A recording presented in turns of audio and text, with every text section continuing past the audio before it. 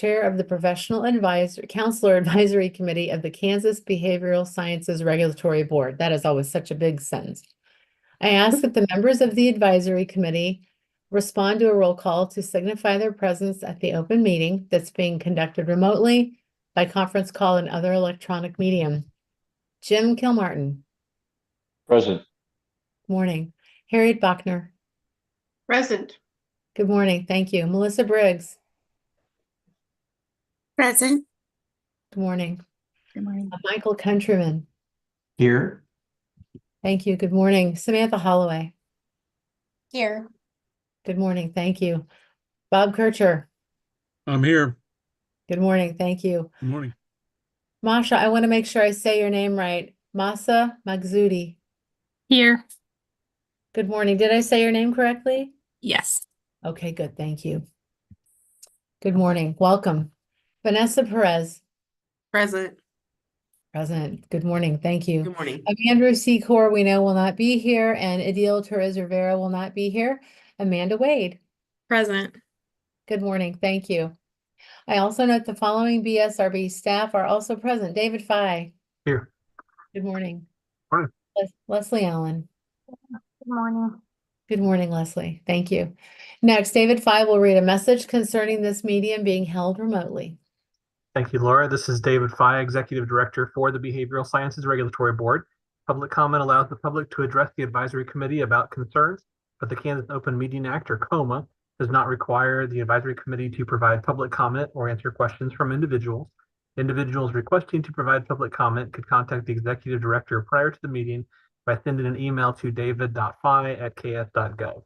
There will be no public comment at this meeting as no individuals requested time for public comment. Because we are conducting this meeting, public meeting remotely by conference call and other teleconference ability, I state for the record the following information. Public access to this meeting is being conducted by medium of interactive communication that allows members of the public without cost to attend the meeting through the use of the conference call and on the board's YouTube channel. While the meeting is conducted remotely, the requirements of KOMA are not suspended. Therefore, we will be conducting this meeting pursuant to the KOMA. On August 22nd, 2024, we sent notice of the advisory committee meeting to individuals who had requested notice of such meetings. The notice was also posted on the board's website, ksbsrb.ks.gov. You may obtain a copy of the notice at that website. An agenda and other media material have been posted on the board's website and are available for review. You may also request a copy of the agenda specifically by sending an email to david.fye@ks.gov with the subject line request for the agenda, and it will be sent to you. The notice contains information for the conference call and YouTube channel that allows the public to attend the meeting free of charge. The notice also states that if we have any technical issues during the meeting, you may call the board office at 785-296-3240 or send an email to bsrb@ks.gov. A recording of this meeting will be available on the BSRB YouTube channel following the conclusion of the meeting by using the link to the meeting on the agenda. And the conference call line is active. I did check it before we got started. There's no one currently on the line, but if I hear someone beep over, I will let you know. Great. Thank you, David. Okay, the first thing we're going to do is have the agenda approval. You have seen the agenda, I assume, in your packet. It was sent to you. Does anybody have any questions about the agenda? And if not, I need a motion to approve the agenda. I'll make that motion. Thank you, Michael. I need a second. I'll second. Oh. Who won that coin toss? Was that Vanessa? Sure. All in favor of approval, say aye. Aye. Aye. All opposed, Aye. same sign. Okay, the agenda is approved. Thank you for that. The next thing we would like to do is welcome our new advisory committee member, Masha Maksudi. Masha, we are welcoming you today and just want to thank you for giving your time and your talent to this committee. You are joining a strong committee, well-educated, passionate people in the state of Kansas who really care about what's going on. And so welcome. We look forward to everything that you plan to contribute. And we'd like you to take some time to just tell us about you. What do you want us to know about you? Thank you. I really appreciate the opportunity to serve here with you guys. I'm a counselor educator at Wichita State University, and I've always had the passion to really contribute to the field and um, help the counselors be more competent when they serve the community. So this means a lot. Terrific, terrific. Well, we welcome you and don't be shy. There are a lot of strong voices in this committee, and we welcome that from you as well. Thank you. Thank you. Thank you so much. Okay, we are going to review minutes. You had your minutes in the packet that David Fye sent out. Does anybody have any questions or comments about the minutes? And if not, I'll need a motion to approve those.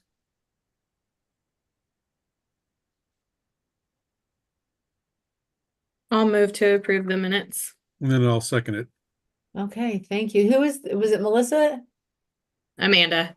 Amanda. Thank you, Amanda and Bob. So we have a first and a second.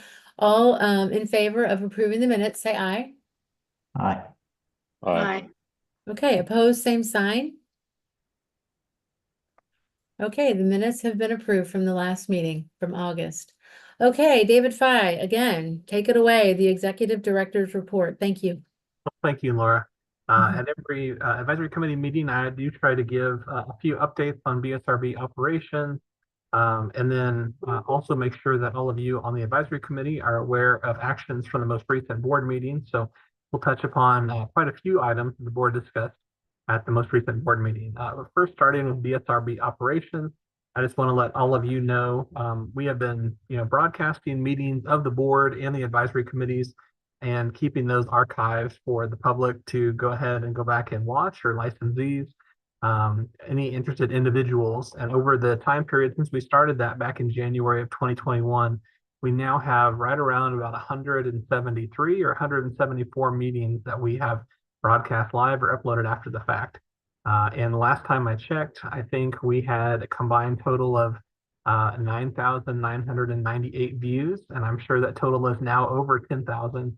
So quite an accomplishment. I just want to thank the board and the advisory committee for your willingness to have open discussions and from us to promote those discussions so that more people can be aware of these conversations and some things that are going to be coming up for the different professions. I think it's really valuable. It's a level of transparency that I think is a gold standard compared to a lot of the different agencies around the state of Kansas. And I think one thing I'll be doing a better job of spotlighting in this legislative session coming up is just how many individuals that volunteer for these committees there are. There's 12 board members that are appointed by the governor, but we probably have close to about 60 different individuals that volunteer to serve on these advisory committees. And all of you take time away from your careers and other things to do the work here on the advisory committee. And it's really, really critical and valuable. It helps the board tremendously. So just wanted to relay that information back to you, that your work here is not going unnoticed. We definitely noticed it for the agency and the board, but the public is definitely viewing these meetings too. And I think they're really benefiting from the conversations and all the work that you're doing. So keep up the great work. Moving next to a couple of other items. Speaking of the YouTube channel, there were a couple of meetings that we uploaded. Normally we try to broadcast those live, but we had a couple of non-board meetings, non-advisory committee meetings. These were informational forums. We've been trying to do more outreach to different groups of individuals in the state of Kansas. And one group we were trying to target recently was educators in the state of Kansas.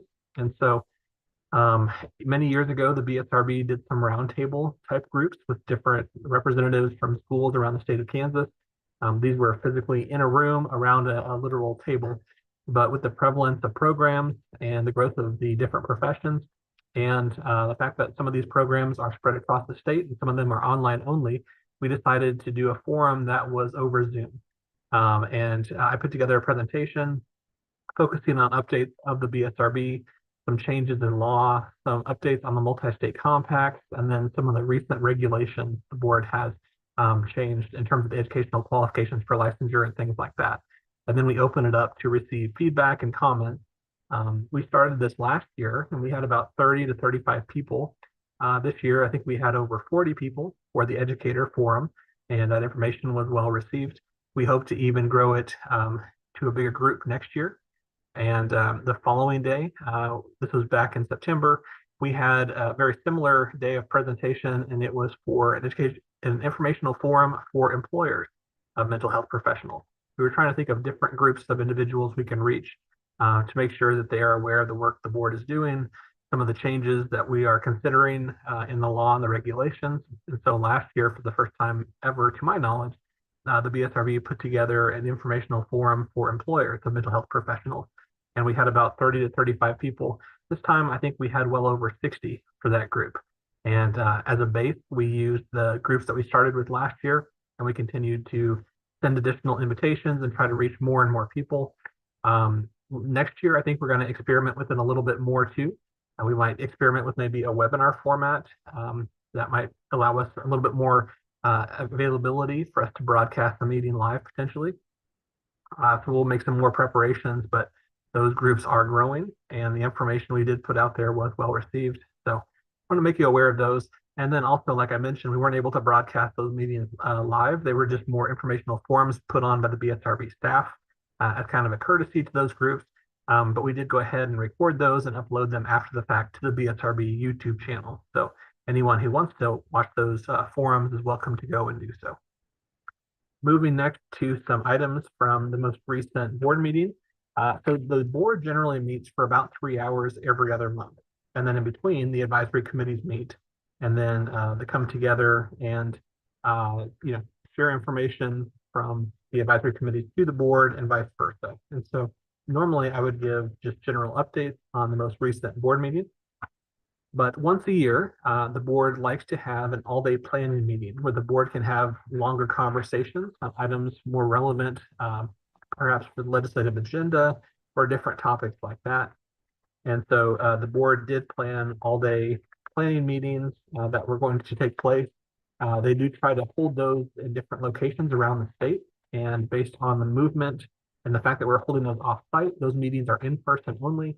But we did have the meeting this year in Lawrence, Kansas, and it was held on Sunday, September 29th for a couple hours, and then all day Monday, September 30th. And so really productive meeting. Some things I wanted to share with you from that meeting. We did receive some public comment from Dr. Krista Edwards. She had some written comment for the board with some concerns regarding the test for licensed psychologist, also known as the EPPP. A lot of her comments also specifically were regarding a proposed change that the Association of State and Provincial Psychology Boards, or ASPPB, is proposing and planning to put in place as of January 1st, 2026. They developed a second test called the EPPP2 that they've called more of a skills-based assessment versus they call the EPPP more of a knowledge-based assessment. And so they are planning to, after January 1st of 2026, any psychologists or any states that wish to continue to use the EPPP as the licensing test for psychologists will need to require passage of both tests or both parts of the same test. They are renaming them. So it would go from being the EPPP and the EPPP2 to the EPPP Part 1 and EPPP Part 2. But like I said, the proposed change that they have put in place is that you can be an early adopter and already require passage of the EPPP Part 2, but as of January 1st of 2026, any states that wish to use the test will have to require passage of both parts. So there have been some concerns, and I'll talk about a recommendation from the advisory committees on the topic here in a couple of minutes. That has gotten a little bit more discussion by different groups as well. From that meeting, looking at some items for business the board discussed. The board did discuss advisory committee expectations. So as advisory committee members, you all are aware of the advisory committee policy, and it's a fairly short document. It's just a little over 1 page. Most of it just explains the role of the advisory committee, as the advisory committee is there to assist the work of the board by considering recommendations the board has referred to the advisory committees for discussion, or items the advisory committee has discussed that they would like to forward back to the board for consideration. And then there's some language there as well as factors to consider when the advisory committee is recommending new members and things like that. But there have been questions concerning the qualifications for advisory committee members and expectations. The advisory committee does not, the policy doesn't speak to how many absences members can have, for example, whether there should be any qualification between an excused absence versus a non-excused absence. There's no language specifically in the policy that says whether advisory committee members need to live in the state of Kansas or whether it's okay for them to live outside of the state of Kansas. In the past, since that had not been specifically named, we had not left that as something that would restrict individuals from applying for the advisory committees, or that they would have to be automatically removed. But if the board wanted to clarify some expectations, that would be an opportunity to do so if they wanted to. Another one, the language in the advisory committee policy doesn't say that advisory committee members specifically have to be licensees under the board either. And at times there have been individuals that were not licensed, but were able to serve on the advisory committees. And so the board did have a discussion about a number of possible changes, and also maybe some language about disciplinary violations as well. And so right now, the advisory policy doesn't say anything about if individuals should get a disciplinary violation, if there's a way that that could be handled, or what the expectation is. But for the documentation that talks about expectations for board members, it does clarify that board members should not have disciplinary violations. And so a few of these different topics were up for the board to discuss. The board did weigh in on some thoughts, and they asked for some language to be brought back for the board to review and consider further discussion. So we'll have more comments from the board at the November board meeting. The chair of the board appointed several individuals to the advisory committee. There were about 3 different advisory committees that recommended new members, including the Addiction Counseling Advisory Committee, Behavior Analyst Advisory Committee, and the Licensed Psychology Advisory Committee. Additionally, there is, so we are now part of 3 multi-state compacts for the state of Kansas concerning the professions under the BSRB. The first one that we joined was for psychologists. It's called PsyPAC. We've also joined one for professional counseling and social work. The one for psychologists, PsyPAC, I have been serving as the state commissioner for that compact for the last couple of years. That compact is fully operational. Things are running smoothly, but the legislature did just pass legislation this spring for the state to join a social work compact. And there is a need for commissioners to go ahead and work on the rules for the compact and get it up to speed and fully functional. So at the last board meeting before this, the board appointed me to serve as the compact commissioner for the social work compact. And I informed the board to make sure that I'm not wearing too many hats between my different responsibilities. I'd like to go ahead and pass the commissioner's position for PsyPAC to another board member, maybe one of the psychologists on the board. So I did get an opportunity to talk to Richard Nobles. He's the senior psychologist on the board, and he has agreed to take over the PsyPAC commissioner position. He's not able to attend the annual meeting, so I will attend the annual meeting in November for PsyPAC, and then immediately after, he will become the new PsyPAC commissioner, and I'll work with him to make sure that he has to have everything he needs to be an effective commissioner. In the meanwhile, I'll be attending the social work commissioner meetings and trying to help them get the rules in place and everything else for that compact to operate smoothly. For the social work compact, there is also the option for states to appoint someone to serve in a backup capacity. Not all the compacts allow this, but professional counseling does.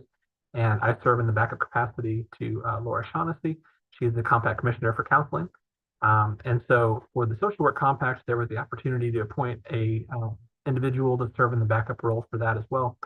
So the board appointed Andrea Perdomo Morales. She is the senior social worker on the board, and she will be serving as the backup commissioner for the social work multi-state compact.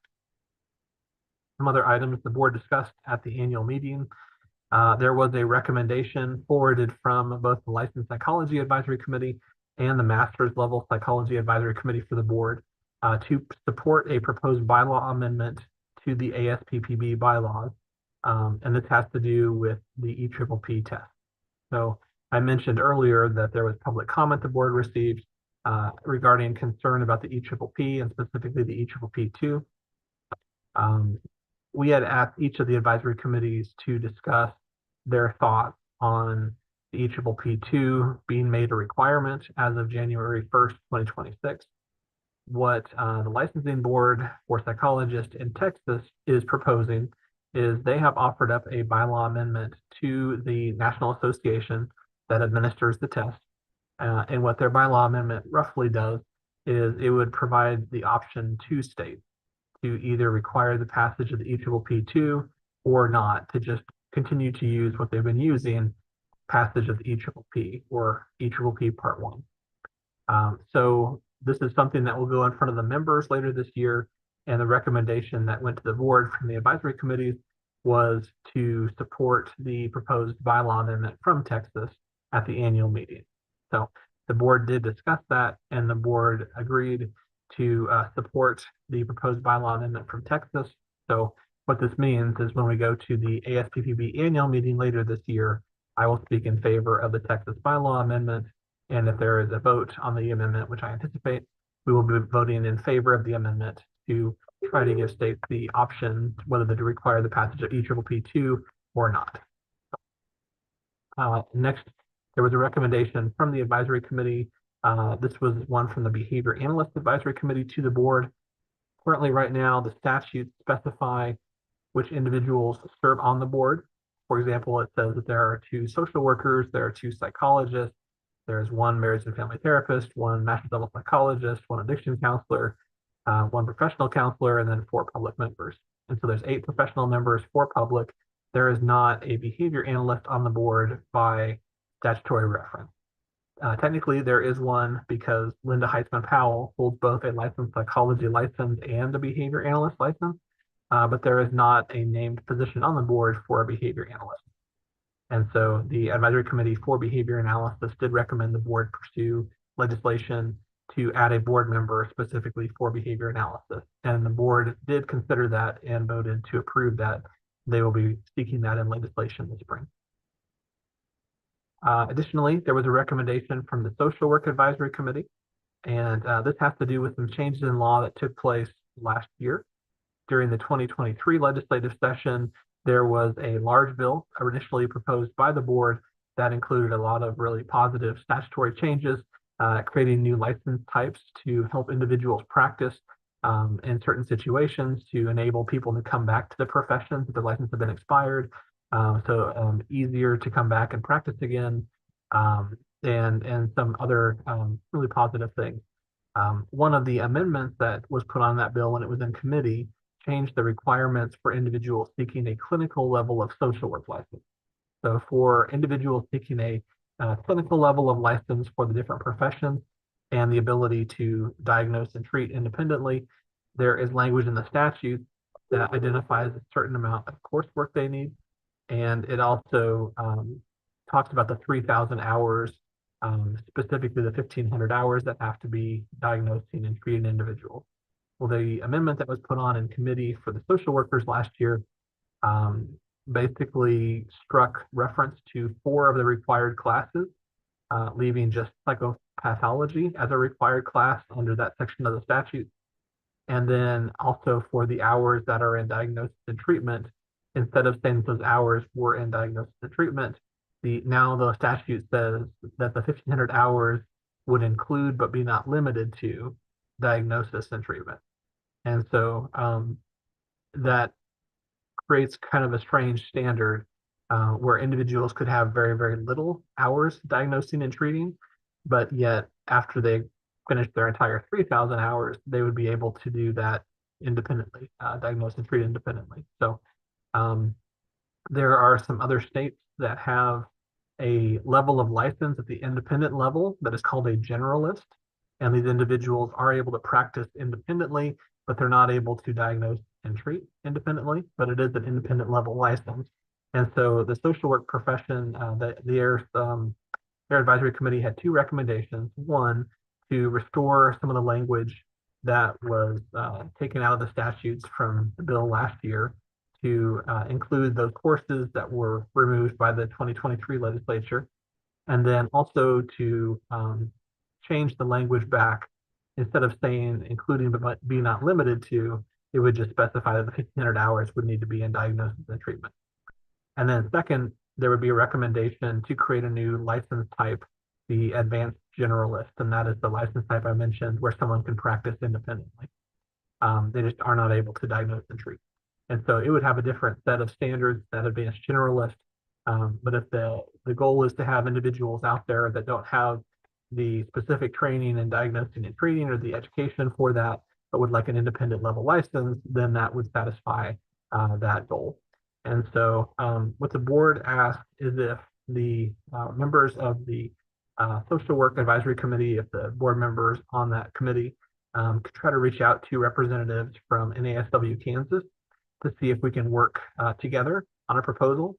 And so we have reached out to them. We are having a little bit of difficulty identifying a date where we can all get together and meet, but we would like to work collaboratively with them on something like this if we can do so. And so we're going to keep working to try to find a date. Ultimately, what the board will need to do is come to a conclusion on recommendations for the legislative agenda, probably at the November board meeting. So that is kind of where that item is. It was currently tabled, but the board will revisit that at the November board meeting. Some other items the board discussed. There is language in the statute for the addiction counseling profession. This is the Construction of Act statute, and it talks about certain carve-outs by which people can practice certain addiction counseling without having a license. And of course, we want individuals to have a license that they're practicing, but there is some language that allows students and interns the ability to provide services while they are students and interns. Unfortunately, the statute says students, interns, or individuals preparing for the practice of addiction counseling. And the individuals preparing for the practice of addiction counseling was kind of an unusual phrase, and there's really not a definition of what that actually means. And so the board, well, the advisory committee was asked to weigh in to offer back a recommendation, either to try to give that group a definition or to consider striking it from the statute if it was not targeted to help any specific individual. And so ultimately, the advisory committee made a recommendation back to the board to strike the phrase individuals preparing for the practice of addiction counseling. And so, but this language also appears in the marriage and family therapy statute. So the board asked the marriage and family therapy advisory committee to discuss that topic, and then they can revisit that at the board meeting in November. But ultimately, we went back into the legislative history as well, and we couldn't find any reference specifically to why that language was requested. We think it's possible that it may be rooted back in the previous history before addiction counseling was licensed. And it may make reference to, some of those types of things, but we don't think that it's really, being used in a positive way for any individuals right now. We want to make sure that we're really clarifying who needs to be licensed and who doesn't, and have a real good standard that people can understand. And so that's where that item stands currently. And then the board also considered a recommendation for the student temporary addiction counseling license. This is a new type of license that the board offered up last year. These will be for individuals who have 60 credit hours with an emphasis in addiction counseling or a related field, who are pursuing a 4-year degree so that they could become addiction counselors. And so if they were basically already about halfway there, they could get this new type of temporary license and be able to work as sort of a bridge to get to their permanent level of license. And it has been really popular. I think we've already had maybe 40 or more people get that student temp license since we started offering that last year. But there are some situations to where maybe somebody has already completed a 4-year degree and they are enrolled in a program that is specific to addiction counseling, and there was maybe a need for individuals to be covered in that way too. And so the board was open to changing the language to also allow individuals in that situation to get the student temporary license as well. There will be an adjustment to that in a bill requested by the BSRB. Moving on next to some other items the board discussed at the meeting. There were some general updates on the BSRB in terms of our licensing timeframes and some other topics like that. We did talk a little bit about the process we are using for our licensing system. The board recently voted to move the system to a new vendor. The state has contracted with a company called Acela, and that Acela Group is becoming the state's enterprise licensing provider.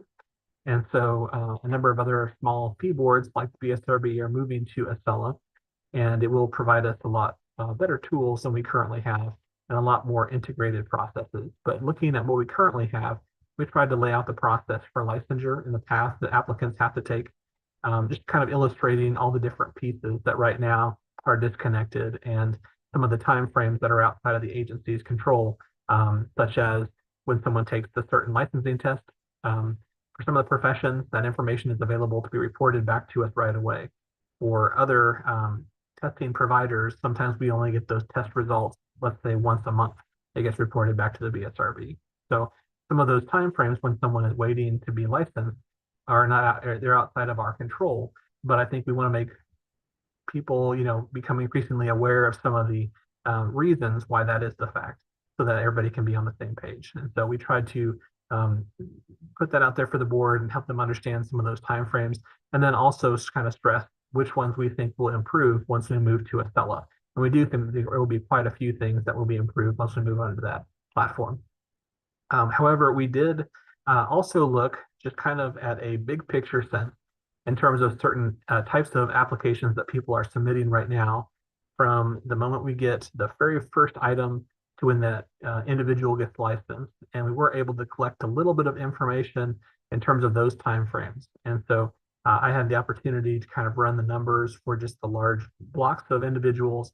And I compared our overall timeframes from 2022 to 2023 to 2024 for fiscal years. And moving from fiscal year 2022 to 2023, the time frame decreased. From 23 to 24, the time frame also decreased. So still trying to look at a real way to quantify that the cleanest way possible. But I can tell you, at least in a broad sense, when looking at those numbers, the time frame for licensure in general has decreased each of the past 2 fiscal years, moving from 22 to 23 and 23 to 24. So that's a really positive thing. And like I said, I think we'll get even more efficient once we move to the new system. We have a number of things that are they're just not integrated, not connected. And I think moving under that will be really helpful. We also provided some updates on multi-state compacts. And then I mentioned we had the educator forum and the employer forum. We did open it up for individuals to provide feedback to the board, but we didn't receive a lot of comments from those groups. So we're hopeful that in the future years, we can use that as an opportunity to collect even more ideas for the board to discuss. But this year, we didn't get a lot of comments back. Some other topics the board discussed. We have a topic on the agenda for this meeting that talks about supervision requirement for professional counseling. And that was a topic up for the board to discuss as well. This year, we've had a lot of really good conversations about supervision. We have board-approved supervisors for professional counseling and for marriage and family therapy. That is unique. The other professions don't have board-approved supervisors. We have statutes that specify who can serve as a board-approved supervisor, and in what instances someone who is not from that profession can serve as a supervisor. And so what we are hearing is that there may be some groups that are going to be pushing for the supervision requirements to be opened up. At the same time, the advisory committee has discussed this issue thoroughly and has taken a position that the current high bar for individuals to provide supervision, most of the time, the advisory committee has held that they would want that supervision to be provided by someone who is a professional counselor. We did collect some information from representatives of the Kansas Counseling Association, and they too supported that there should be, in the vast majority of cases, if not all, the supervision should be provided by somebody who is in that same profession. But we are at a bit of a conflict here because, like I said, we are hearing there may be some individuals that would want to approach the legislature asking for more flexibility with this. And so one item that we talked to the board about a little bit, we wanted the advisory committees to discuss as well, would be perhaps a compromise type solution. We've looked at some of the other surrounding states, and unfortunately, there's not a broad consensus. Some other states have board-approved supervisors, some do not. Some of those states require the supervision to be provided by a professional counselor, and some do not. Some allow it by individuals from other professions.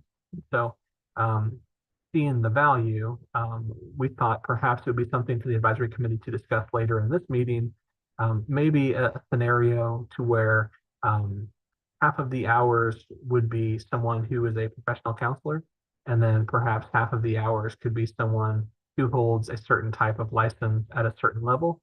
And this could be beneficial for the people who are looking for that increased flexibility, but also a way to maintain that some of the hours are still being provided by professional counselors.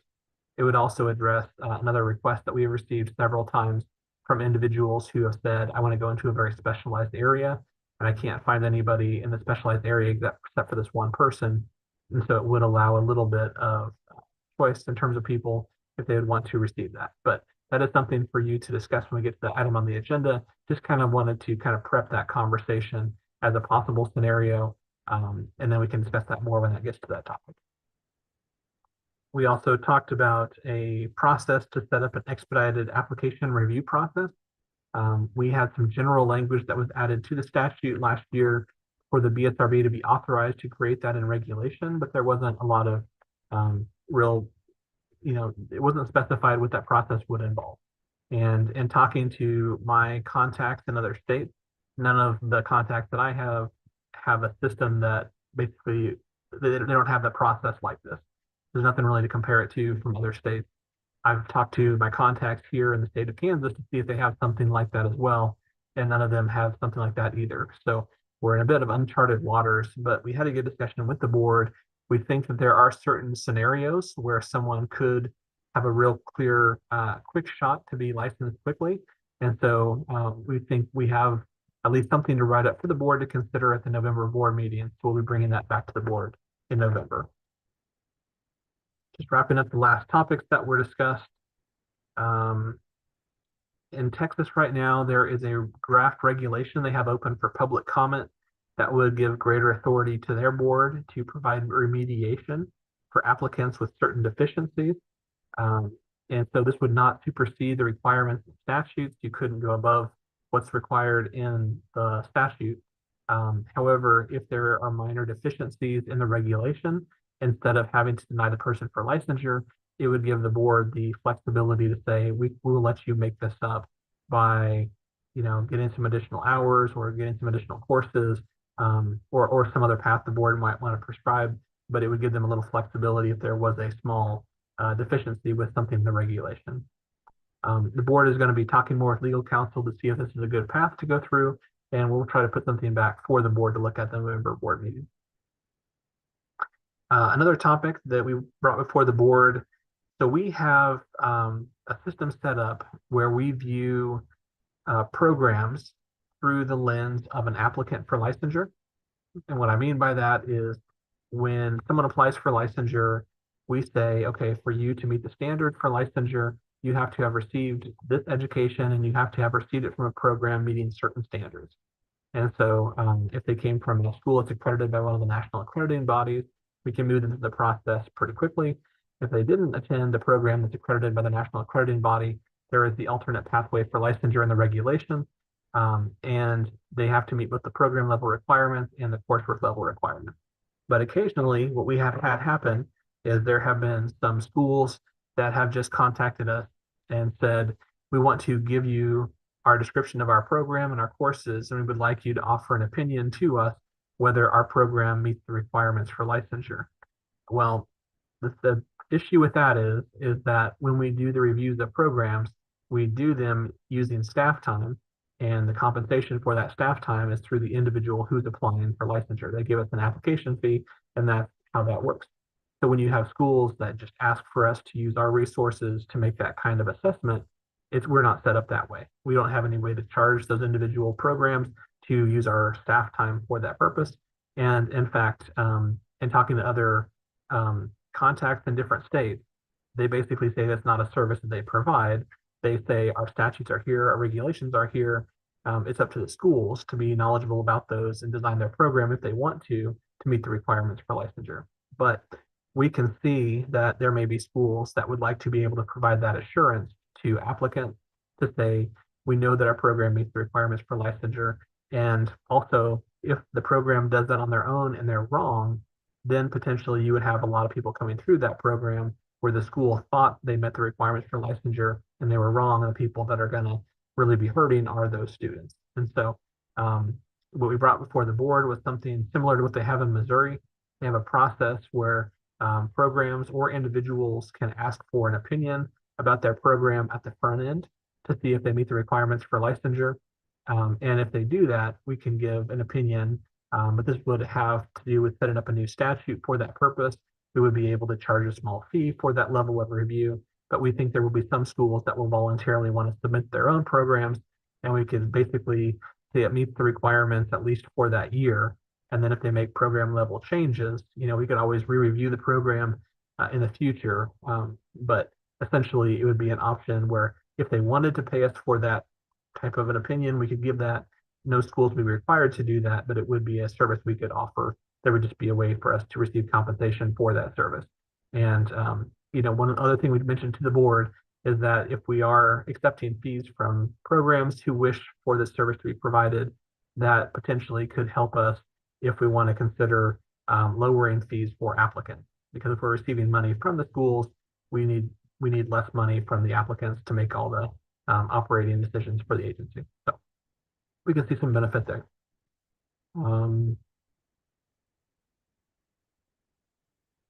Additionally, there is a statute right now that gives the board authority to condition a license. Basically, it is referenced right now as a disciplinary statute, but essentially it says when someone applies for a license or renews their license, the board has authority to condition the license or do a fine or reject, the renewal or the application for certain reasons. And one of those reasons that's often cited under that is the unprofessional conduct regulation. So if someone is applying for licensure and we see that there are issues with unprofessional conduct, we can condition the license. Or if they are currently licensed and there are issues under that, we can provide the appropriate disciplinary remedy. But right now, there is no language specifically in that statute that talks about someone not meriting the public trust. So if we have concerns about an applicant, it would be helpful for us to have that language in there as well, so that if we have an applicant where we say, we have concerns about this person, but we think they should be okay to be licensed as long as they would be under supervision, we think if we modify that statute, it would provide the flexibility for us to go ahead and issue those licenses with the condition as long as the person was okay going forward. They would still have the ability to appeal that, but that would be something we could modify in the statute. The board also talked about allowing pre-approval for continuing education courses and providers. Right now, we allow that for social work. It is an optional thing that providers can request, but they have to meet certain standards and they pay a fee, and then they can hold out their program as pre-approved by the BSRB. So we are now moving under CE Broker as, reaching an agreement with them to be able to help us with some of our tracking and auditing of hours. And so this also provides a portal for people who want to be a pre-approved provider to submit their materials through that portal too. So we thought this would be a good opportunity to open it up for other professions to, nobody would be required to have pre-approval by the BSRB, but if they wanted that distinction, this would be something additionally that people could submit their programs to, and we could spend our staff time doing those types of reviews. There's a small modification that needs to be done for the professional counseling fees statutes. Last year, when the multi-state compact came in for professional counseling, there was slightly different language in that statute for the fees. And so to make sure that we are all on the same page, we need to reconcile that statute with our existing fee statute. More of a technical cleanup item, but that is something we'll have to request in the statute this year. There's still ongoing discussion about having a student temporary license, perhaps for graduate level addiction counseling students, but that is still something for that advisory committee to discuss. So that'll be brought back to the board here in the future. And then the last item from that board meeting, I'll just share with you. Over the last few years, the board has really made a number of really positive changes when it comes to the fees of the BSRB. Back in 2019, the board aggressively lowered a lot of fees, including application fees and license renewal fees, I believe by about $50 each for almost all the professions. Last, I think 2 years ago, the board lowered temporary license fees for almost all the professions, so now they are down to $50 each. They lowered the amount that it would cost for individuals to reinstate their licenses if they had already been out of the profession for at least a year. So the board has really done a good job, in my opinion, of looking at opportunities to lower fees. We still see our number of licenses increasing, which is really positive. And the fee fund balance for the BSRB is dropping. We did reach as high as 2.1 million Our yearly expenditures are right around 1.1 million. Now our fee fund balance is down to about 1.8 million, so it is dropping. But we think we do have a little bit of flexibility to implement another fee decrease. This would be something that probably would not be something we would be able to maintain for a long term, but perhaps for 3 or 4 years we could do this while we're getting our fee fund balance down a little bit further, closer to the 1-year expenditure amount. So the board at the meeting did vote to go ahead and lower original license fees by $50 each. So this is something that we think will be a really positive thing for people when they're first starting out, trying to meet the requirements for licensure. And so I know that's kind of the time when a lot of individuals are just starting to practice, and it may be difficult to pay some of those fees at the beginning. And so the board did vote to drop those fees by $50 for the original license fee for almost all the professions. Psychology is set up a little bit differently. They have a higher application fee and a lower original license fee. So for that profession, the application fee will be decreased by $50, but essentially it'll be a $50 decrease for all the professions that have an original license fee. So really happy to share that with you. That'll be something we go through the rules and regulations process for. So you'll probably be seeing some more news about that over the coming months. But with that, I will go ahead and end my report and see if there's any questions on any of those items. Thank you, David. I'd like to make a few comments. First, thank you so much for your conscientiousness when it comes to managing the budget of the BSRB. I know that, we have had some requests to really, spend down our fee, or our fee fund, and you're doing that very carefully and not too fast. And I know that you're considering, slowly bringing those numbers down while we're also thinking about how does the counseling compact and the other compacts, for example, how will those impact our revenues? So I think you're taking a very conscientious, slow view of what you're doing. I also like the idea that, you're thinking about multiple streams of income. The audits that we can do on a program or for an individual licensee will not, they're not going to bring in a lot of money, but there are other ways to provide services that help the public and also, offset some of the expenditures that we really can't anticipate. Mhm. So thank you for that. The other thing I wanted to say is, and this is really meant more for our 3 new advisory committee members, because I think our other advisory committee members have seen a little bit more of this. David and Leslie Allen, who is also on this call, have institutional knowledge that is just hard to put into words what they know. Hi, Leslie. Now I see you. Leslie, how long have you been with BSRB? Since 1999, so 25 years. I watch her quote statutes and quote changes and quote rules like nobody I've ever seen. And then David Fise, he's building up some institutional knowledge. You've been here long enough that, you're really getting some depth to the history of what you've seen happen. And, David also brings legal background. He's an attorney. So, the work that we do as a committee is so important. You are out in the field educating and working with folks and watching what happens on the ground out in our state.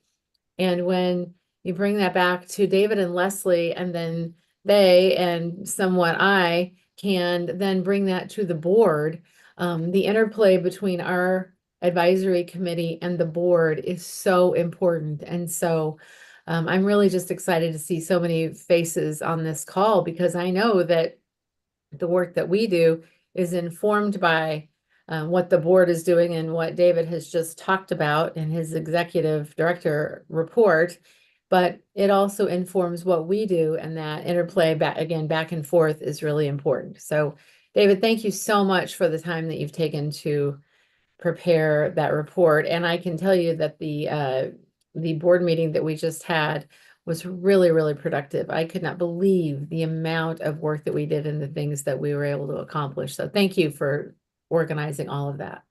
Well, you're welcome, and thank you for the kind words. So does anybody have any questions and or comments on all the things that, David has been talking about in his report?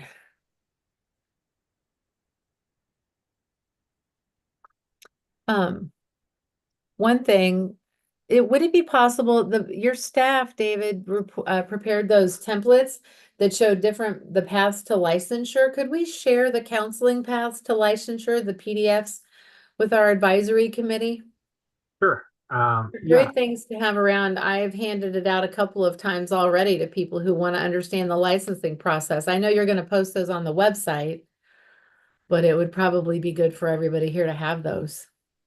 yeah. I talked about, we were kind of taking a new approach to kind of share information about um, helping people understand the steps to licensure. I'll go ahead and pull up one of those now just to kind of give you an idea of what those look like. Yeah. Really a lot of positive comments from the board members, and so I think we're going to clean it up a little bit more and then try to post it on the website so people can take a look at that. But yeah, let me share my screen here.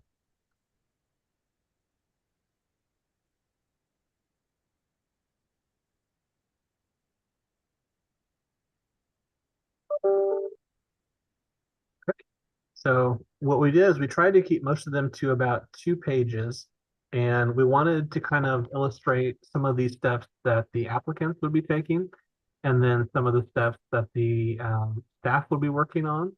And then if there were outside groups, we wanted to kind of stress that too. And so, but we also wanted the board to know, each of the current steps people would be taking. And so some of that is pulling information from the website. Some of that is submitting a fee, which they can submit directly with the application or go through the payment portal. There's pros and cons with both. If the payment portal receives that, we have to match it up with the person manually currently, but the new system should be able to integrate that so that it's linked.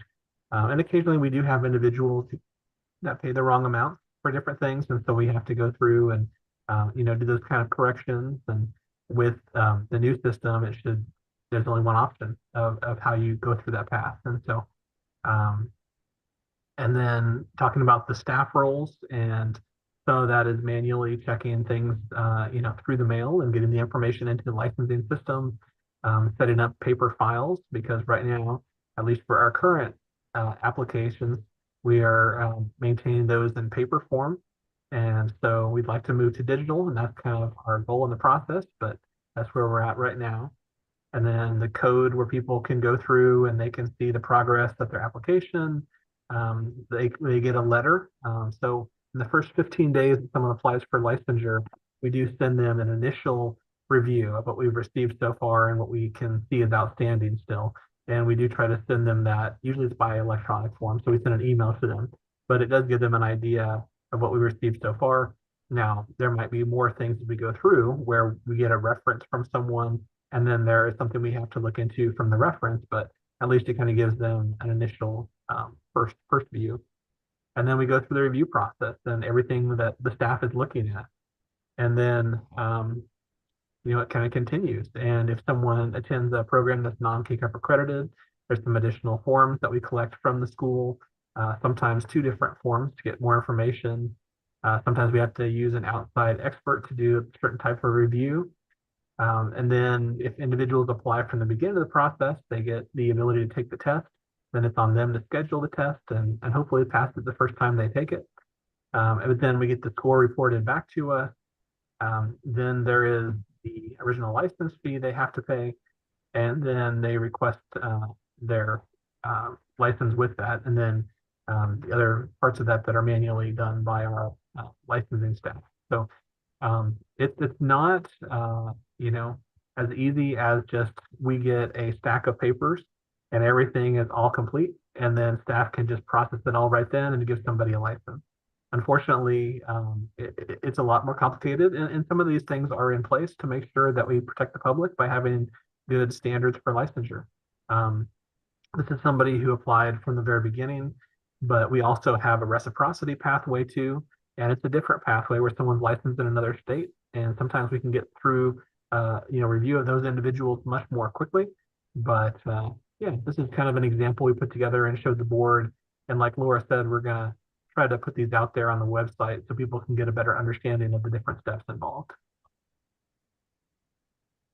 Yeah, thank you for sharing that. It was really helpful. I mean, the board was really energized to see something they could share readily with people because we field these questions all the time, as I'm sure you all do, probably a lot more than the board does. So, yeah, David, when those are ready to be posted, would you please send those out to our advisory committee? Sure, I'd be happy to do it. Oh, that's terrific. Thank you for that. It's a really nice document that we can count on. Any other questions for David Fye about all the things that he presented?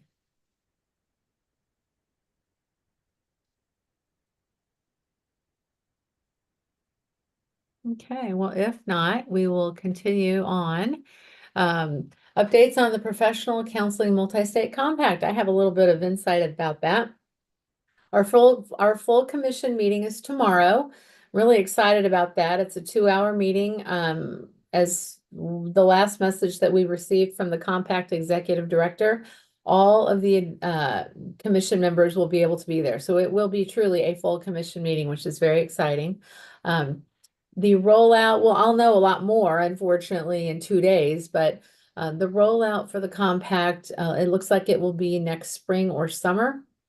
I'm not clear on the most important topics that need to be addressed or overcome so that the compact will move forward, but it's taken a little longer than I think anybody thought it would, but you know, I think the general consensus is if it takes a little bit longer, but it's done well and done right, it's worth it. So does anybody have any questions about the compact?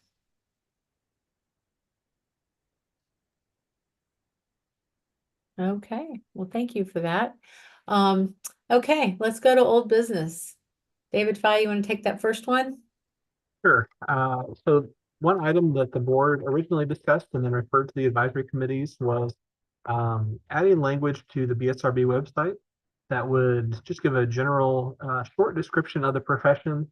And the purpose of this would be to help inform the public of the difference between, you know, we have 7 professions and there are some similarities between the 7, but this is not a real technical definition. This is something more for people who are coming to the website, and this would help them a little bit easier understand some of those professions. And so we actually had this as a request from a couple of our public members of the board. And, you know, while some of us who really work in these areas all the time, you know, the technical definition is really helpful for us for certain reasons, but for members of the public, you know, they may only visit our website because they're curious if they should be filing a complaint against a practitioner or not, or they're not sure if something should be going to us, or if they, you know, maybe somebody is starting the path to licensure and they're looking for some introductory information on a profession. And so it's just something as a very general to give somebody an idea about that. And so that is where that started from. At the one of the past advisory committees, there was a little bit of a description of maybe what to include in this. And I did include a copy of some of that language in your materials for this meeting. This was back on June 3rd. There was some language that had been provided by Adil. The information on here said counseling is a professional relationship that empowers diverse individuals, families, and groups to accomplish mental health, wellness, education, and career goals. And Michael Countryman had forwarded some language that said a licensed clinical professional counselor is a professional who's been qualified to provide psychotherapy and other counseling services. LCPCs are trained to work with individuals, families, and groups to treat mental, behavioral, and emotional problems and disorders. Becoming an LCPC establishes an individual as an expert in the field of mental health and psychotherapy in the United States. And one thing I wanted to let you know, each of the advisory committees is having a similar conversation about this topic for their profession. And what I've seen some of those conversations turn to at some point is maybe individuals taking the different levels of licensure and trying to add a little bit of description for each one of the levels of licensure. For example, social work profession. They initially started talking about, you know, the history of social work or some of the, you know, perspectives of the social work practice. But ultimately, they tried to incorporate that with you have a bachelor's level. And so they talked a little bit about the education that's needed for the LBSW and then some of the training and experience, and then a little bit about what that level of licensure traditionally is used for, what people do with that. And then also indicating that they're not able to diagnose and treat. And then LMSW, some information about the level of education, level of training, what roles they typically work in, and then that they're able to diagnose and treat as long as they're under supervision or direction by clinical level licensee. And then for the clinical level, it kind of described a little bit more, and it talked about their ability to diagnose and treat independently. And so that's kind of how they approach that. Some of the other professions I've seen have handled it similarly. But I do think there probably should be at least a distinction in our description for this profession that does help the public kind of understand the difference between an LPC versus an LCPC. And part of that is because I know in some other states, an LPC is their clinical level of license. And a lot of other states only have one level of permanent license. And so they may want to, I just think that that could be helpful to kind of approach it from that perspective too. So. Maybe I'll open it up now and see if you all have any thoughts. I know that you've discussed this briefly before, but I want to return us to this part of the conversation and see if you have any other thoughts about what to put on the website as a general description for these professions. Thank you. Anybody? How long of a description are you looking for? I think maybe just a paragraph, maybe a paragraph for each level of license. That way we could kind of just put something general before there's links to more specific items. One of the things is that on the ACA website there is a definition of what professional counselor is like, and it's a paragraph, but it focuses on the information that's provided, focuses on relationships and stuff like that. Whereas, other descriptions that you may, the public may see for other mental health professions may not focus as much on that. Just as a thought, and that's not among the things that we've talked about here yet. So you're saying looking at something like what's on the ACA website and then being more nuanced about how it works in Kansas for an LPC and an LCPC would be 3 important pieces. Yeah. Something that Michael Countryman's paragraph would be, a great 3rd paragraph under LPC, and then in general what counseling is. Is that what you're thinking, Bob? Something like that? Well, I'm not even sure where I saw it. Let me see if I can pull it up real quick here. What is a professional counselor? ACA says, what's a professional counselor? Professional counselors help people gain personal insights, develop strategies, and come up with real-life solutions to the problems and challenges they face in every area of life. As trained and credentialed professionals, they accomplish this by getting to know the clients, building a safe, positive relationship, and suggesting tools and techniques they believe will benefit clients. And I just thought that was a pretty good introduction to what counseling is and how it in some ways differs, because it focuses more on the relationship itself than the other professions do, in all honesty. Yeah, right. It does. And then, so you're saying start there and then again, nuance it with the specific license types available in Kansas. Right. Any thoughts on that? Would including taking a biopsychosocial approach be important within that ACA description? Or would people not quite understand that? I think the ACA was written assuming that people wouldn't. You're talking about the consumers that are choosing to, and I'm not sure how detailed we would want to go to do that. Yeah, I think so too. I think keeping it, I don't know. I don't mean to say sound pedantic, but simpler would be more accessible to more people.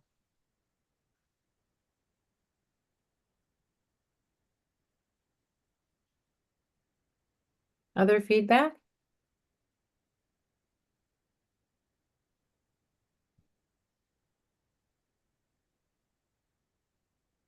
Is it really going to be that easy? Yeah, I would agree with the simple piece. I think that will make it, because people will pick it apart if you put it too complex, and there's always a way to challenge any statement. So as general and to the point, probably the better. Well, I like being able to count on the ACA. I mean, they've, I'm sure they've thought about it. Let's hope they fleshed it out, right? Right. Right. I like that, we can count on a body like the ACA to give us, the overall statement. And then we, as experts in our state can talk a little more specifically about the two license levels, like Michael did. I can tell you because Adil was the past president of ACA. He made sure the descriptions are pretty accurate. So I also agree with that statement. Okay, great. Thank you. So would this look like 3 paragraphs about the size of Michael's? It sounds like it'd be, about that size. You okay with that, David, for the website? Yeah, I think that sounds about right. Yeah. Okay. So then we would need a statement that looks a lot like Michael's, only for LPC, not not LCPC.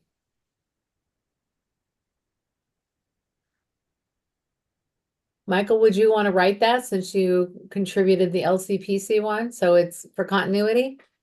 You can say no, by the way. To be totally honest with you, I can't even remember writing the first one. Oh, well, you did it in June. Okay. Well, I would be happy to be the person to write the LPC one. I feel confident to do that. It'd be scary if I didn't. David, is it okay if you and I work on that? You want to work on that together, and then we can use the ACA statement that Bob recommended, and then the one we create, That sounds good to me. and then we'll run it by everybody before we post it. Should we do that? Yeah, we can bring that back for the next meeting. Okay. Do we need any official Sounds action good. about any of this? No, this is mostly for discussion, and if there's things that are still in progress, we can just keep working on them and then bring them back. And ultimately, this is not something where, I mean, this is really kind of to help us as BSRB staff in general, because we received this request and we thought about just trying to tackle it from a staffing perspective, but we were like, Okay. well, the best source to understand these professions is probably the individuals that sit on the advisory committee. Let's bring it to the board, kind of explain the purpose, and then each of the advisory committees can kind of tackle this from their own profession's perspective, and then we can kind of work from there. So. Sure. Okay, that sounds great. So I'll work with you on the LPC definition, and then we'll bring it back at our next advisory committee. We'll bring it back all polished. Sounds good. Okay. Thank you, everybody, for your time on this. Okay, next thing. Here we go. Let me bring my agenda back up. Oh, continue discussion on regulation for AI. Whew, okay. Oh, You want me to jump in, or somebody else Yes, want to? please. I'm sorry I didn't say anything. That's okay. So it's something we have discussed as a committee before. Oh, and I should mention on the last topic too, Andrew Secor could not attend the meeting today. He did share some thoughts. I did review those before the meeting.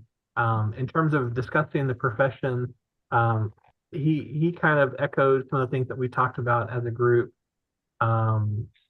He thought maybe the ACA or KCREP or VCC might have some good language for us to use in developing the statement. He did kind of, he wanted to make sure that writing the statement wouldn't create confusion or competition between the professions. And I think, that could be a possibility. when we initially brought that up, I think one of the professions kind of was like, oh, well, this will be helping the public know which one of these to go to for services. And it's like, well, that's really not what we're trying to do. It's really more of starting from a place to where you don't have the background in the education or training in any of these. How do you start to understand what is professional counseling versus this versus that? Not from a competition standpoint, but just kind of the educational standpoint. So, and then he was curious about where this originated from, and yeah, that I want to clarify that too. Is that this did start from requests from public members of the board, and honestly, this is something that I thought about too when I first came on board working for the BSRB. It's just there can be a lot of confusion between the different professions, and so helping members of the public and everybody kind of understand some of these things would be helpful in general. So. But moving to the AI topic, the board does want to be responsive, knowing that AI is a growing tool. A lot of individuals are probably already using AI in some ways that they are aware, in some ways they may not be aware. But what is their responsibility as a professional? There is, broad language in the unprofessional conduct regulations concerning things like confidentiality, and making sure that you are practicing as a reasonable professional would. So there are ways for the BSRB to evaluate this in a sense, but we really would like to try to figure out a way that the board could address this topic in a clear way to create a better sense of expectations for practitioners concerning tools they use, and maybe, making sure the public is aware if you're using AI tools, that you're informing people of the tools that you're using when you're providing services and that kind of thing too, and making sure you're protecting confidentiality. Mindfulness is a part of this too. So, and so, I'll go ahead. Does anybody notice the Fireflies note taker Zoom box happening right now? Mm-hmm. Yeah, we've really talked. I mean, it's a chicken or an egg thing. How to get our heads around this is something we didn't spend a lot of time on at the meeting, the long meeting, but it's definitely there to be discussed. Anybody want to jump in with any comments to shape anything that we need to get our heads around? Yeah, before we open it up, I did want to just highlight, you have some documents in your packet here too. There was a link provided by Adil back on June 3rd. It has to do with the ACA recommendations on artificial intelligence. And then there's also a small handout from the National Board of Certified Counselors, NBCC, that's ethical principles for artificial intelligence in counseling, and that's from April 12th of 2024. So those are available resources too. So hopefully that'll be helpful in considering some of these things too. David, are we looking for legislative recommendations for the next legislative session, or is it, what do we need to be able to eventually bring? It's a good question. So basically, I think this comes down to the role of the BSRB versus that of an association. So associations sometimes will put forward things that are like best practices, things to aspire to. And that's not really the role of the BSRB in general. We are creatures of statutes, and so our ability to encourage something can kind of be a little murky at times, because sometimes people will say you need a clear standard. Either it's a requirement or it's not a requirement. And so we are trying to walk that line at times, but ultimately we're not designed to put forward best practices. It's really more a matter of, kind of looking at the other side of the perspective. If somebody is not doing these things, then that would be a violation of unprofessional conduct, for example. So you could add a new statute that would have to do with practitioners' responsibilities when it comes to artificial intelligence. But what I think probably might be another way to handle this would be to look at unprofessional conduct standards and be thinking about that as it relates to things like public, disclosure to clients, confidentiality, and your own practices, and maybe some additional language could be added there really specifically targeting artificial intelligence to bring it to people's attention, and so they're more mindful about that. So I think if you did that, if you do it to the regulatory process, then it wouldn't need to go into a bill. Yeah, and professional conduct really seems like a good umbrella for this because it's going to keep changing. I, Go ahead. I'm sorry. this is where I'm going to show my ignorance is I don't really know how to use AI. But I'm hearing a lot of people use it more and more for notes and that type of stuff. Could you give me some examples of how it could be used inappropriately? Like ethically or maybe breaching confidentiality. And again, I'm sure this sounds really silly to a lot of people, but I'm not really sure. It's an excellent question. Does anybody have a good example they can share?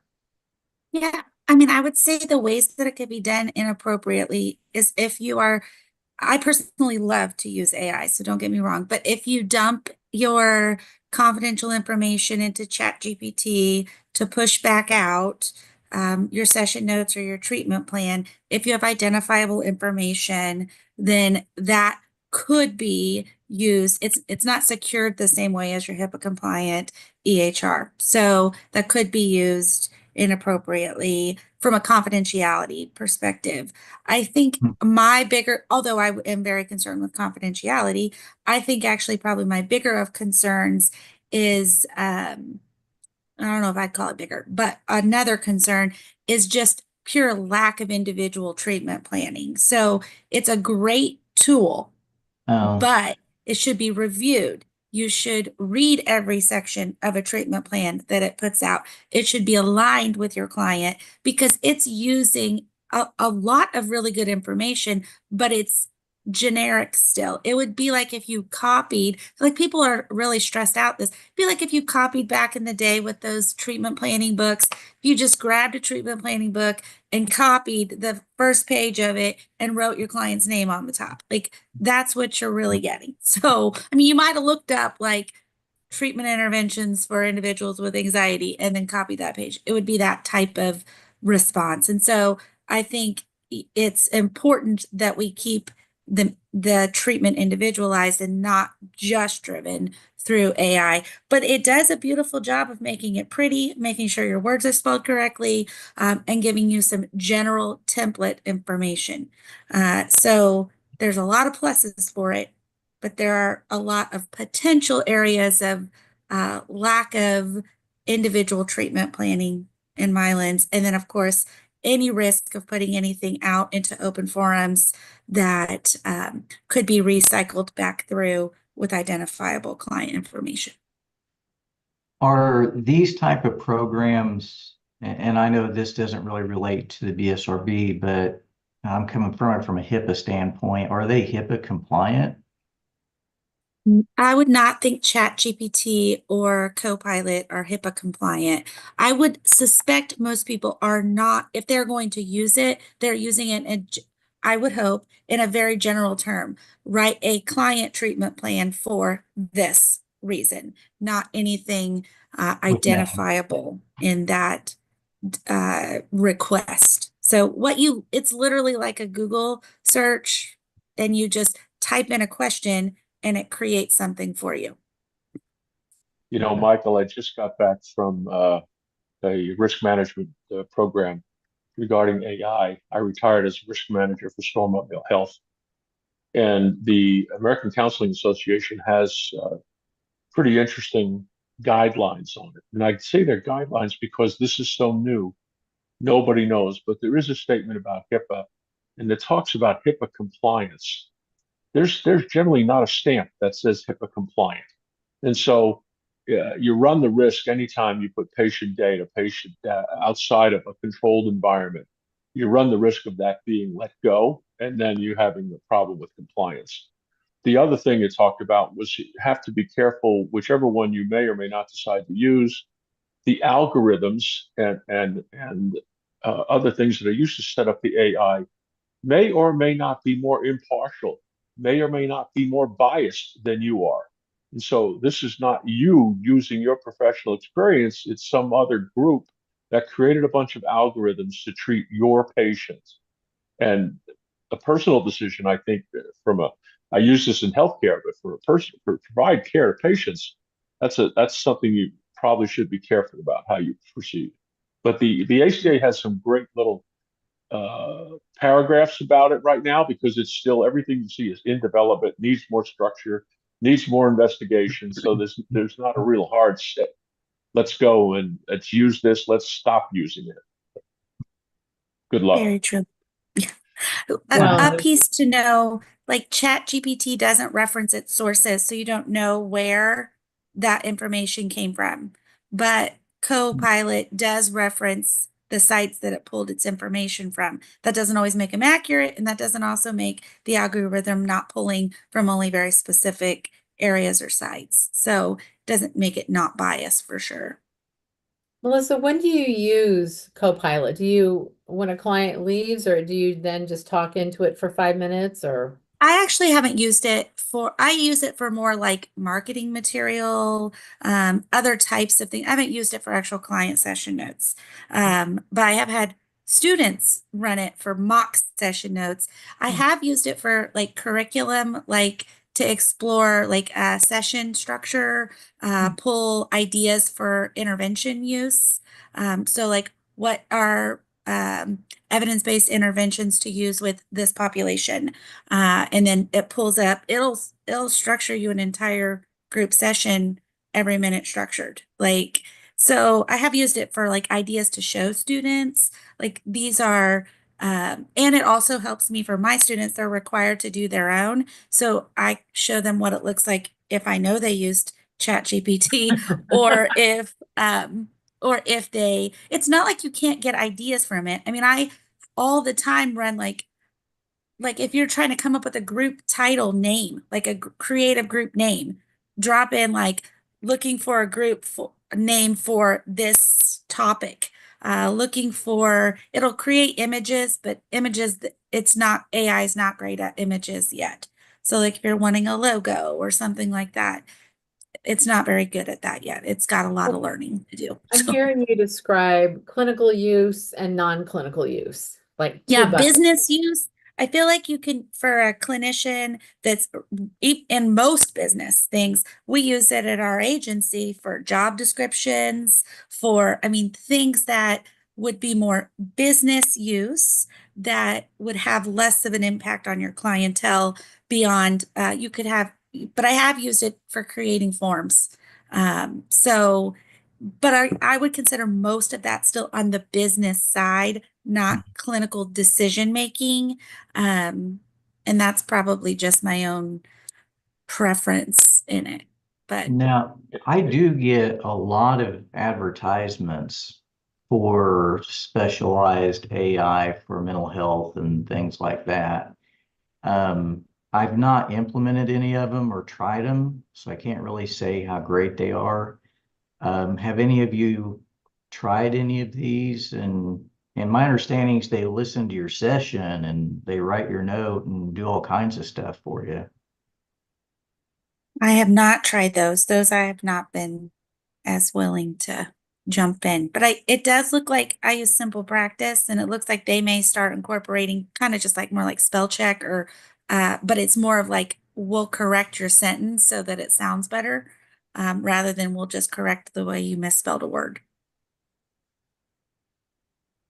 I get those ads too, and I haven't done any of that. Have your soap note written for you. Yeah, I haven't gone near it. I have a feeling that that is, whether we like it or not, that's the direction things are going, though.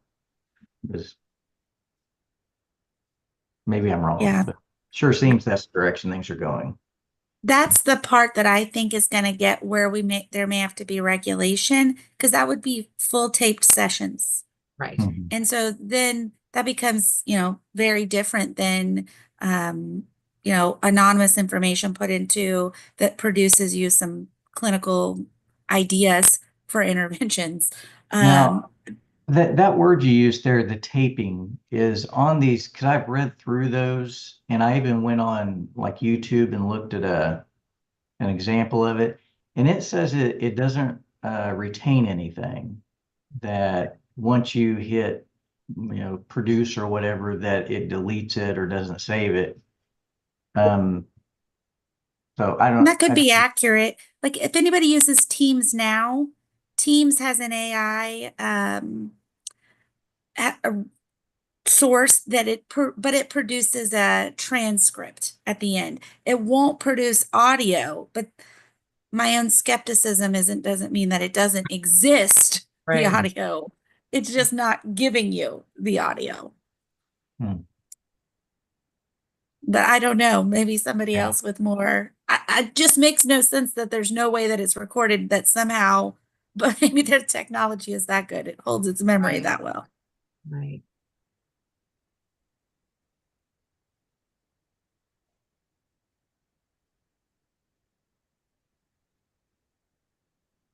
Anyone else have feedback or questions?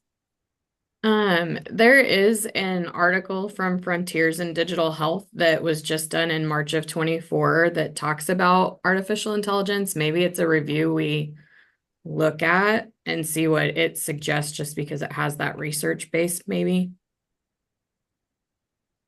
That might be good. I guess the reason I asked this question is that it's hard for me to give a recommendation on an ethical standard when I really don't understand what I'm giving a recommendation on. And that probably doesn't sound like it makes sense, but No, it's okay. I mean, I think part of this process, when we talked to the board about it, we said one of these steps will be trying to make sure we all have a better understanding of what AI is and what the tools, people are using are out there. And I attended a conference maybe about a month ago for the Marriage and Family Therapy Association, and it started bringing up artificial intelligence, and there were a lot of different state agencies that have said, I feel like we need to start having conversations, but I'm a little scared because it seems so intimidating. And it was helpful for us to say, this is something that we've been proactive about. We've at least started having these conversations. And so I think, some of the other advisory committees, they've also talked about if there's a speaker that is a pretty good speaker about artificial intelligence, maybe they could be a guest for an advisory committee just to help the advisory committee know what we're talking about. We're talking about artificial intelligence or what tools are out there that are using it. and David, I do like the document that you sent out about the ethical principles. I was looking that over, and that does have some good information in there. I know that the American Association of State Counseling Boards is also working on a similar document, just trying to provide some guidelines to regulatory boards. I don't know that has actually been released yet. I just kind of seen the draft of it. It's working its way through the process, but if it is available, I'll try to share with the committee next time too. I'm looking at Frontiers in Digital Health right now, looking at that March. Is it an online? It looks like an online publication, and I'll look through there. David, should we provide some documents so that everybody can kind of start to get their head around it? I think it's a good idea. Yeah. Okay, I'm gonna compile a few and then run them by you, and when we have a good list, anybody send us, I shouldn't say us, send David 5 because he's the one that's supposed to do that, not me. Send David any articles or any links that you want to share, and he and I can create a list that we can send out, and then we can start to get our heads around it. Is that right, David? Is that something you're supposed to do? I have a folder set up for the next meeting. So when I get information, sometimes if it's topics, I save it directly in there. Or if it's, documents, I'll save it in there. That way we can have it ready to go for the next meeting. So yeah, I'm probably the best contact for that. And so just feel free to just send me an email and I can kind of gather it together. It doesn't often sound like this when I speak, but I try to make his job easier and give him less work to do. It just doesn't ever turn out that way. No, I'd be interested in continuing education opportunities in AI. Yeah. for sure. I feel as Michael that I am grossly uninformed about the use of it. David, I like your idea of maybe, if others are interested too, I like your idea of maybe having somebody attend for a few minutes and kind of teach us a little bit. Yeah, if any of you know of a contact, I'd be happy to reach out to them and see if they'd be willing to talk to the committee. It could be good exposure for them and definitely a good resource for us than for anybody else watching the meeting. The first company I think about is Cerner or Oracle. I'll look around. I'll look around on LinkedIn and see if I know anybody, and anybody else. If you have any ideas, let us know, because yeah, we need to start learning how to think about this. Well, great. So you'll send us articles, and then we'll be thinking about, and any names, any contact names for people that can come speak at our advisory committee. Sounds good. Thank you. Thank you for this discussion. I actually am excited to just try to get my head around it, but there are a lot of moving pieces. Did anybody see the New York Times article a couple of months ago on AI friends? A guy wrote an article about having an AI friend that I could just go online and talk to and complain about my boyfriend or complain about work. And I had a couple of people approach me and say, "Do you think this is a good idea?" And I had an opinion. I'm kind of a fan of, when you say, Somebody Michael, will finally listen to me. right, and not interrupt you. How was your day? I said, well, I'm kind of a fan of sentient humans, but I digress. Todd Fry, who was a member of this committee, provided at the last year's KCA conference, a pre-conference on AI and the use of AI.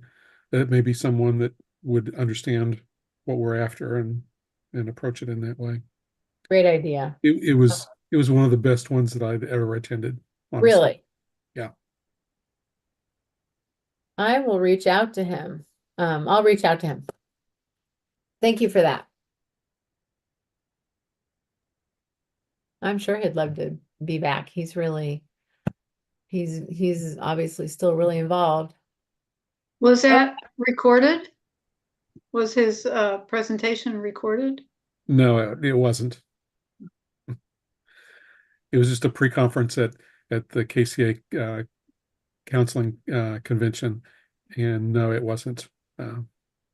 So it was 3 hours, but no, it wasn't. It wasn't. It Well, was we'll very, ask. very good. Hopefully he can shorten it a little for us. Okay, we're going to move on to new business. Thank you for that discussion, everybody. We're going to move on to new business discussion on supervision. So I'm going to tee it back up for David Fye. Okay, so this is a topic we've talked about a few times in the past. I did include a copy of the statute KSA 65-5818, post-grad clinical supervision of professional counselors and the requirements. And part of this is because, part of this conversation has been too about, should the professions have board-approved supervision? And that is something the advisory committee has weighed in on and has really seen value in there being board-approved supervision for the professional counseling profession. So this language here, on or after July 1st, 2017, all licensees providing postgraduate clinical supervision for those working towards clinical licensure must be board-approved clinical supervisors. This is the statute that talks about, the requirements and how individuals are to submit information and the requirements to do so. There is also the regulation that talks about postgraduate supervised professional counseling experience required to be licensed as a clinical professional counselor. That's KAR 102-3-7A. I'll go ahead and share that screen too. So this is sort of more information along the lines as far as the 3,000 hours and the 1,500 hours of direct client contact. The part that's relevant to some of this talks about, here in C, that the clinical supervisor of a person attained the 3,000 hours of postgraduate supervised clinical or professional experience required for licensure as a clinical professional counselor. Time of providing supervision shall be a board-approved clinical supervisor and shall meet one of the following provisions. The one we see most commonly is 1, the clinical supervisor shall be a clinical professional counselor who is licensed in Kansas or is registered or licensed in another jurisdiction, is practiced the clinical professional counselor for 2 years beyond the supervisor's licensure date.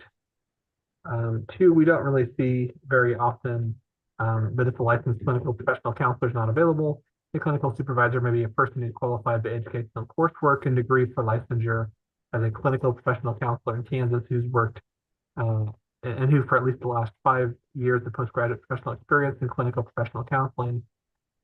It's the option here under 3 that we have talked about earlier this year. Under extenuating circumstances approved by the board, the clinical supervisor may be a person who's licensed at the graduate level, who practiced in one of the behavioral sciences, and whose authorized scope of practice permits the independent practice of counseling, psychology, or psychotherapy. Qualifying individuals shall not have had less than 2 years of clinical practice beyond the qualifying licensure date when the individual provided the clinical supervision. So just kind of wanted to show you these different pieces and where they're included in the statutes and in the regulations. And there was discussion earlier this year as far as, some individuals were contacting the BSRB asking for more flexibility to have supervisors in other professions. Some were saying, there's a lack of availability because we're having trouble finding supervisors. So for the BSRB, Leslie Allen reached out to everyone who's a board-approved supervisor for professional counseling, and she basically got information back that showed that about 100 individuals who are board-approved supervisors as professional counselors informed her that they were still accepting individuals to provide supervision. So there are individuals that are still willing to take on more supervisees, but there is sort of a desire to have maybe supervisors working in person versus televideo. There is a desire maybe to have a supervisor, a particular supervisor because of a specialization. And so from what I'm hearing and kind of connecting all these pieces, the advisory committee really has a strong preference to keep the board-approved supervisor status intact. They'd like to go ahead and make sure that we keep that in place. In terms of balancing the flexibility some people are requesting and may pursue in front of legislature versus the need or the desire for the advisory committee to make sure that supervision is being provided by clinical professional counselors as an option. I just wanted to bring it to the advisory committee, and I had mentioned this briefly to the board as an option. That could be a situation to where we try to change the language in the statute, bring it in front of the legislature, potentially to say maybe half of the supervision hours would be someone who is a professional counselor, and then half could be someone from another profession that has that necessary level of license. The individuals would still, one topic for discussion would be that both categories would still need to be a board-approved supervisor. So you could still say, because this profession mandates the board-approved supervision, anybody providing that would still need to be a board-approved supervisor. They'd have to go through the training to get that designation. But this would allow more flexibility than we currently offer based on the language in the regulation that calls for that extenuating circumstance, which basically is defined as having an extreme situation, which would make compliance with the requirements either they'd be unable to do that or it'd be inadvisable for them to do that. So I'll go ahead and open it up. I just kind of want to hear from the advisory committee to get your thoughts on sort of a possible compromise solution like that, or if that's something that doesn't sound like a good idea. Definitely, if you have thoughts like that, feel free to share those too. I'm not trying to sway you one way or the other, but I thought this could be sort of a middle ground if you were looking for a compromise solution. So I'll open it up and see if you have any thoughts. So I have a question. You have mentioned that there were some groups that were going to approach the legislature. What kind of groups are we talking about? I think it's mostly employers. Okay. One thing that I've heard, there's some individuals who have requested more flexibility, but we've also had employers who requested flexibility too. Some employers have basically said, I'd like to pay for supervision as a hiring tool for someone to come on board, and I'd like to have my other staff members provide that supervision. And we don't have someone who is a clinical professional counselor, so I'd like to, basically compensate somebody else. And so, but that's who I'm hearing some of this from is some of the association groups, not the Kansas Counseling Association, but some of the other groups around the state that are looking at workforce topics. And so that's just kind of what people have told me is they're hearing some of these things and they think it could come before the legislature, that it's likely as a topic to be brought before the legislature, but these are not things that I have heard directly, it's more things that I've heard from other individuals. I was just wondering if it was a certain profession's preference that be opened up. And if that's more of a turf issue than it is anything. And I was just wondering if that was in play here. I know that when the LPCs was created, the license was created, that was an issue at that time. That was detrimental in getting the LPC license created to start with. And I was just wondering if that was still an issue here. Just a question. Yeah, so I'm not hearing the flexibility requested for, social work or psychology. It's mostly professional counseling and a little bit marriage and family therapy. Now, addiction counseling, I should mention, the way that profession was created, they have a lot more flexibility in terms of who can provide clinical supervision to people seeking the addiction counseling clinical level of licensure. So that's kind of a separate profession that's much more open. But the professions I'm hearing, the request for flexibility tends to be professional counseling and then a little bit marriage and family therapy.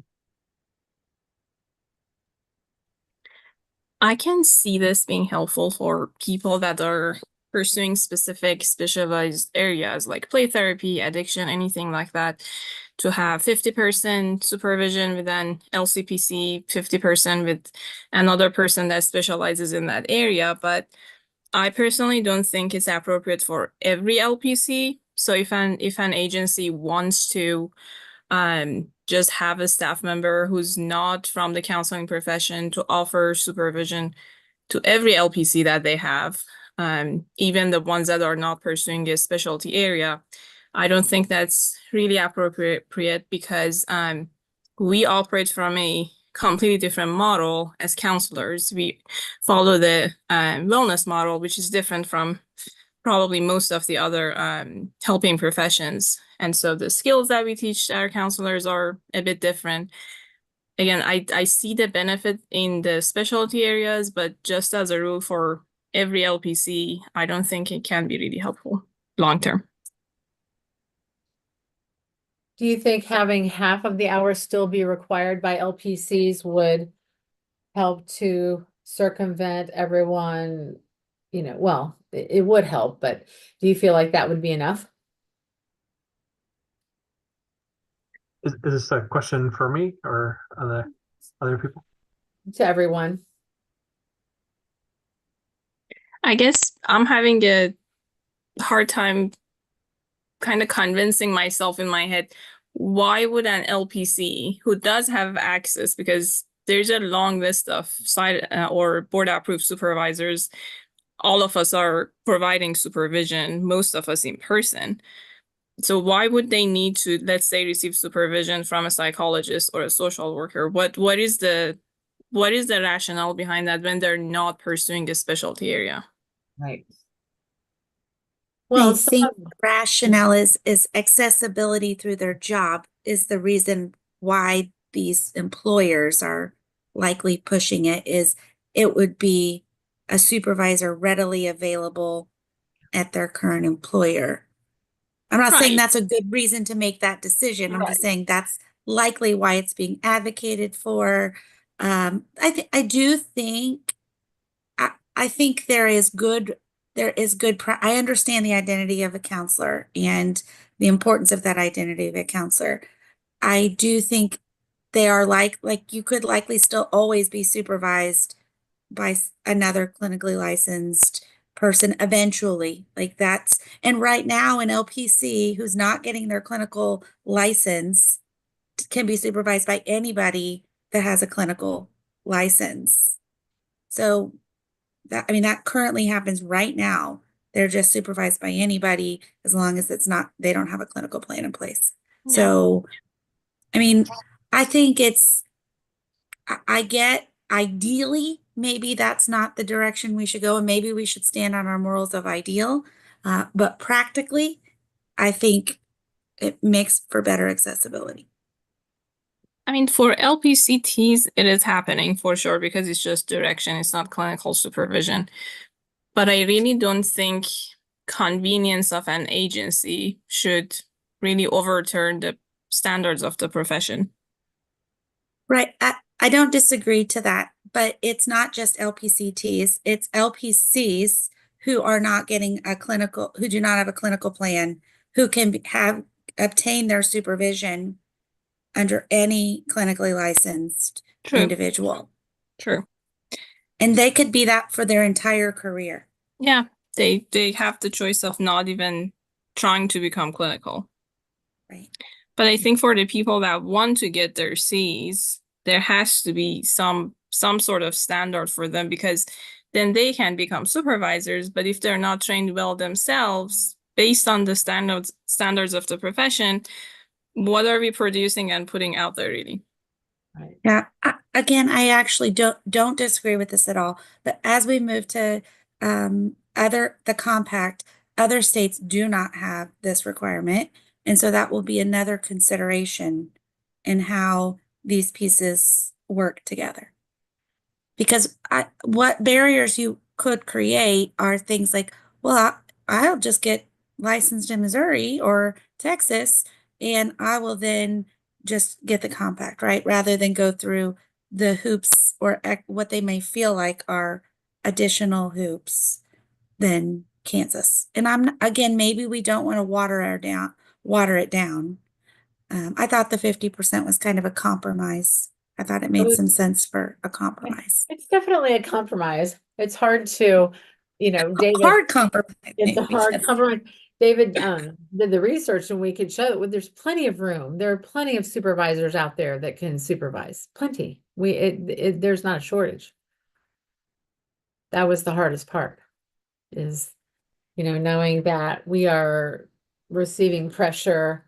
It's very clear that there's one kernel of pressure here. We know where it's coming from. It's a workforce issue that really is, it's about money. Who are we going to pay to supervise people when you have an agency or an organization where that person isn't there? There's not an LCPC there. Well, and there is kind of one related wrinkle to that, and that is the old standard talked about availability in the regulation. And that was before supervision was really opened up so you could get all the supervision by televideo. And so when that changed, it changed from availability, which we generally looked within a certain mile radius, to now it's not about availability in terms of physical proximity. It's about, can you use someone who is maybe all the way across the street by televideo? And so, but there may be individuals that for whatever reason may really strongly dislike supervision by televideo and would like to have in-person supervision. So that's kind of in terms of it being available as a flexibility for employment, places of employment, that's one thing, but also the physical supervision aspect compared to televideo aspect too. I also wonder I would- how, oh, go ahead. Sorry, go ahead. I also wonder how many organizations, how many companies will take us up on this because they still have to have they would still have to have an LCPC for half of their hours. So that relationship still has to be established and put in place. Something else I would add is that there are in larger areas many LCPCs, but we have a lot of areas that don't. And when Dave said, it used to be within proximity, not everyone, I mean, we've had a lot of people say they would prefer in-person supervision over televideo. And if they're in a rural or frontier area, that may not be an option for them. And the way that it's written, wanting in-person supervision is not considered an extenuating circumstance. And additionally, in fairness, if they wanted to go to another state, many states do not allow supervision to be done by televideo. So they may not be able to use their hours to move into another state. That's to me a big consideration. Yeah, and I was thinking about that as you were speaking, Leslie, is I think you're right. And maybe in some of these more distant areas, it is hard to find a supervisor. I know for us, we've never had an issue with finding a supervisor for any of the licensures that we have here. I think sometimes I was trying to think of it as what are some of the things I don't like. I know as an employer, I prefer to know who the supervisor is, to kind of know their background and their experience. That's probably more important to me than anything else. But I haven't had any issues finding one for anybody. But I don't know what it's like, let's say out in Western Kansas. Maybe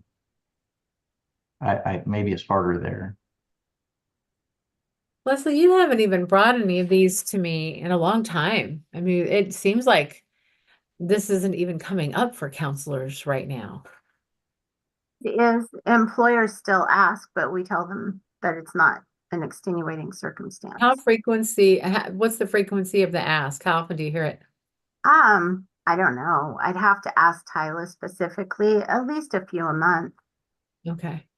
Can I ask a question on that? Is it that they're asking, because I would be knowing my own field, like, is it that they're asking for a marriage and family to supervise though? Because I would suspect it's actually that they're actually wanting a clinical social worker or to supervise, which this isn't even going to address that. So they have asked for all of them. Some people have asked because MFTs have board approved supervisors as well. So they ask for that. But usually psychology or social work would be the alternates. right. There's a lot more social workers. There's a lot more Right. LSWs and I mean, there's a lot of psychologists too. And so. But if we don't move if the recommendation isn't to allow for that, then would this even appease or work for those employers? Is my thought. Yeah, it's a good question. It's a fair question. And I can't really say as far as the appease issue. I do think that there are strong views and values on both sides. The documentation that was provided to the board from the Kansas Counseling Association was strongly that it should all be professional counselors. I'm just thinking forward to the legislative session. I think, you have KCA and a lot of professional counselors who are saying it should all be professional counselors. Then you're going to have employers who are going to be saying, let's open it up completely and let all the hours come through.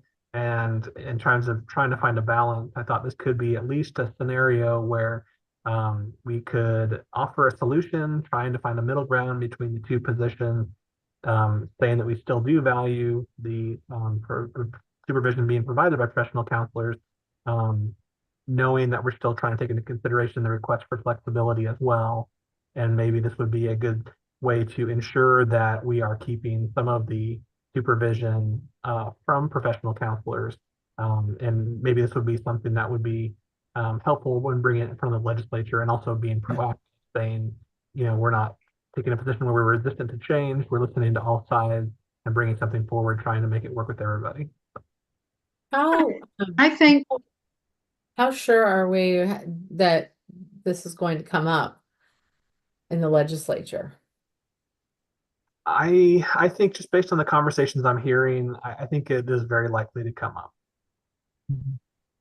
I think that given LPCs are working alongside people who are licensed in other areas, it's another consideration to look at their understanding of another perspective through opportunities to be supervised by people who are MSWs, clinical MSWs, or clinical psychologists.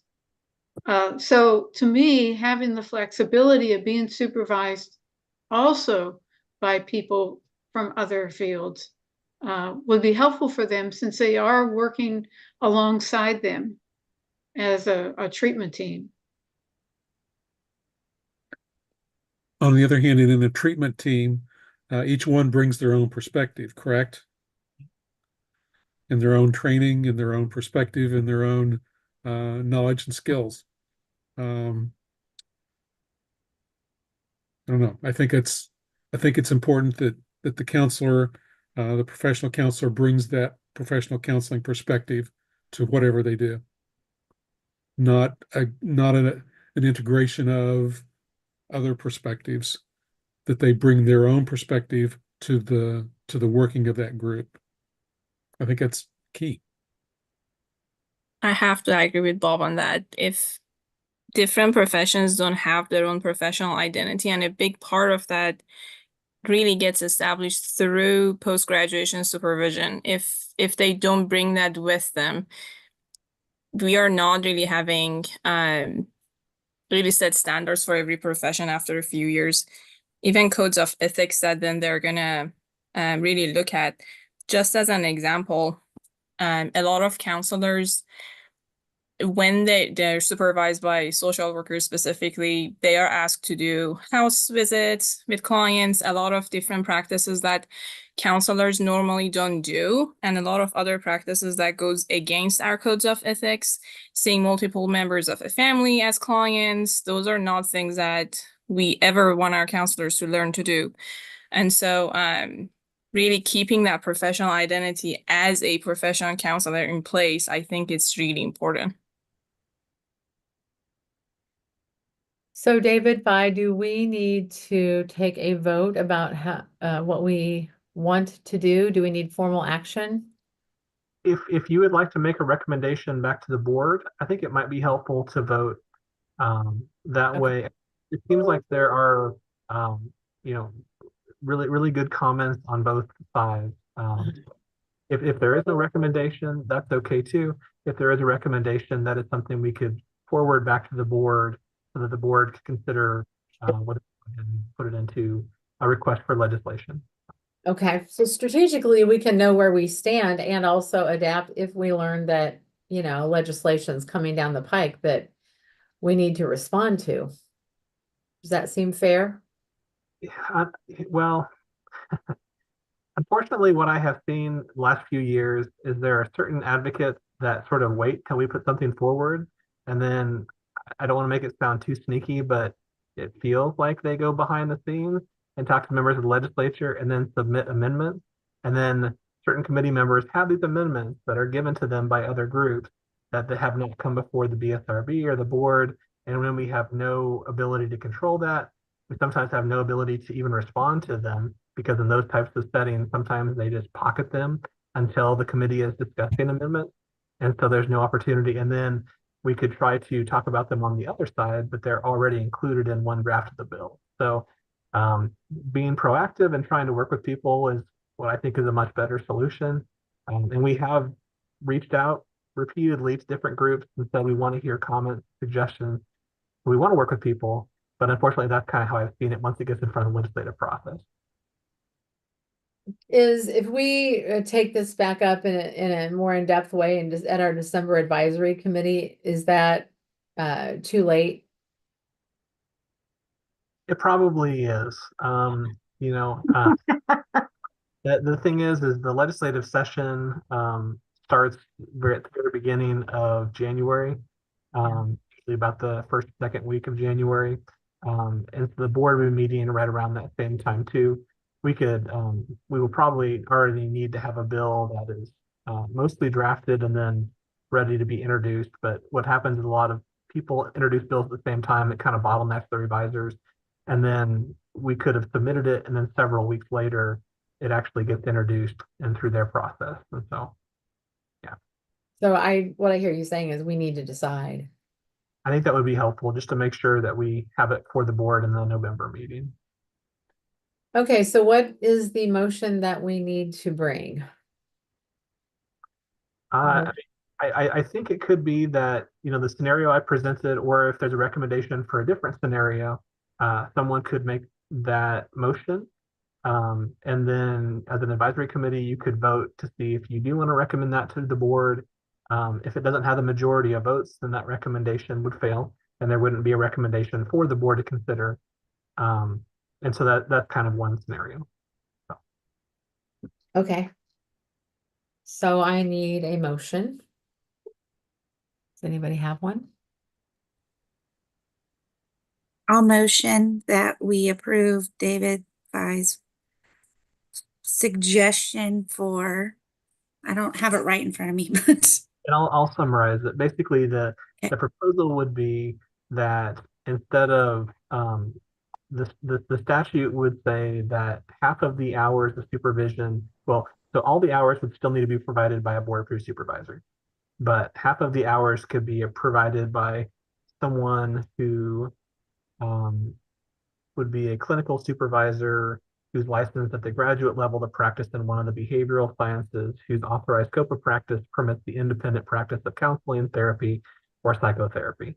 That's kind of what it words right now in the regulation. So using that same language under extenuating circumstances, but instead of being that, they could basically do half the hours under someone who holds that level of license. So the Okay. motion to approve half of those hours being from the larger group. Correct. Yeah. Okay, I would like a second for that. Second. Thank you, Michael. All in favor, say aye. Aye. I, How many of those were there? Maybe more helpful to have the hands held up. That way we can kind of get a good count.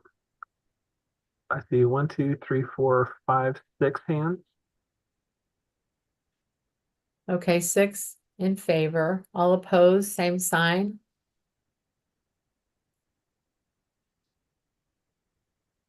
Okay. Oh. Looks like Masha. see 3. Vigilant. Yeah, I saw 3 hands in opposition. So I think it would be 6-3 based on the vote. So And do we need a majority or a quorum? What do we need? a majority of individuals who are at the advisory committee. I mean, we need a quorum to do business, and we do have a quorum that is present. That would be 7. Right. Okay. So a majority of the individuals who are in attendance would be that would be fine to pass along. Okay, so the motion passes. Okay. To be continued. Okay, last item. We had new topics for 2025. Unfortunately, we're not going to be able to get to those until the last meeting of 2024. I guess that gives us some time to think more arduously about what we want to see happen. Let's go ahead and move down to the next meeting. A couple of advisory committee members are having a hard time with the schedule of being here on Mondays. And so we thought we would open it up and see if you would all be open to having a Doodle Pro that could allow us to pick a new schedule. And we're also thinking about doing that every year, every semester, because so many of you are educators. So would you be open to looking at a Doodle Pro and scheduling our next meeting? Do I have anybody that wouldn't be, I guess I should say? I have another meeting I have to get to. I'm sorry. Okay. Well, then you'll be getting a Doodle Pro unless we hear anything from you. Bye, Bob. Okay, thank you. Thank you, Bob. So we'll send out a Doodle Pro. Is that okay with everybody? Okay, great. Then we'll see you in December. David will circulate December dates, and then we'll look at next year also for the next semester. I need a motion to adjourn, please. So moved. Thank you, Michael. Second. I'll second. Thank Melissa. you. Thank you, Melissa. All in favor, say aye. Aye. Aye. Pose same sign. Thank you, everybody. Take care, and we'll see you in December. Okay. Thank you. Bye-bye now.